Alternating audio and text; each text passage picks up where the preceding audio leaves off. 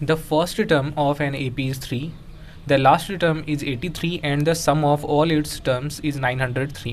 Find the number of terms and the common difference of the AP। तो हमें number of terms यानी n की value हमें find करनी है, साथ ही साथ कॉमन डिफरेंस यानी d की वैल्यू हमें फाइंड करनी है।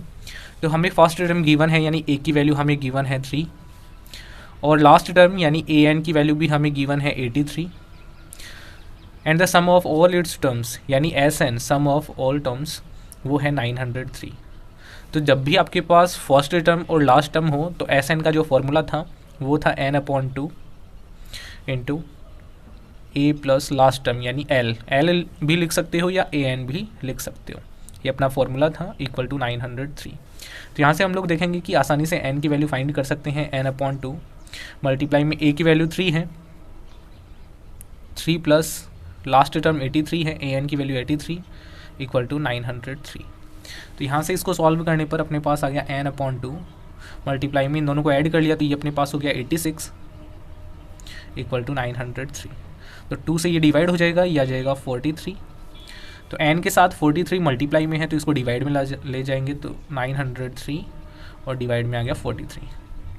जैसे ही हम लोग इसको डिवाइड करेंगे तो अपना आंसर आ जाएगा 21। तो यहाँ से हमें n की वैल्यू तो मिल गई कि n की वैल्यू आ गई अपने पास 21, यानी इस AP के अंदर जिसमें फर्स्ट टर्म ये है लास्ट टर्म ये है तो n की जो वैल्यू है यानी 21 टर्म्स हैं। अब हमें d की वैल्यू भी फाइंड करनी है तो nth टर्म हमें गिवन है तो nth टर्म का फॉर्मूला है a plus n-1 into d equal to 83। a की वैल्यू हमारे पास है 3 प्लस n की वैल्यू 21 तो 21 - 1 और मल्टीप्लाई में है d इक्वल टू 83। तो यहाँ से हम लोग सॉल्व कर लेंगे 3 प्लस, जैसे ही इसको सॉल्व करेंगे 21 में से 1 माइनस कर लिया 20 और d से मल्टीप्लाई करेंगे तो 20d इक्वल टू 83।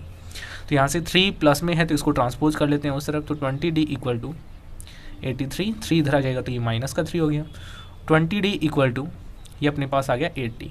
तो यहाँ से d की वैल्यू आसानी से हम लोग निकाल लेंगे, 20 आ जाएगा डिवाइड के अंदर 80/20, तो डिवाइड करेंगे तो ये आ जाएगा 4 टाइम्स, यानी d की वैल्यू हमें यहाँ से मिल गई 4।